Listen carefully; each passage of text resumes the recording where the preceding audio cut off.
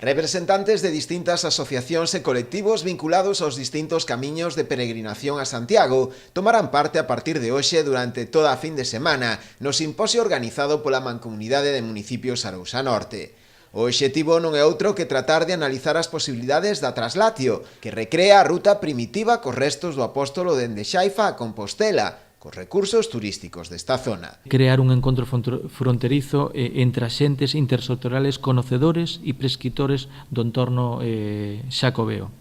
O, como dicía, con empresas turísticas ubicadas na mancomunidade, que vai permitir crear un novo recurso turístico na zona centrada na traslatio. O que se vai a facer este fin de semana digamos, contar ca colaboración de expertos no Camiño de Santiago, en todos os camiños de Santiago existentes, para que fagan unha análise daqueles recursos que existen na comarca que están vinculados de alguna maneira históricamente ou ben a través de lendas, non? Do que é a cultura, a tradición oral, co Camiño de Santiago e co Apóstolo de Santiago. Entonces, eses puntos que hai na comarca os van a visitar. Entre as entidades dinamizadoras do Camiño que está previsto que asistan a este simposio atópanse a Asociación de Periodistas e Estudosos do Camiño de Santiago, a Fundación Ruta Marítima do Mar de Arousa, a Confraría Europea da Vela e a Asociación Galega de Actividades Náuticas,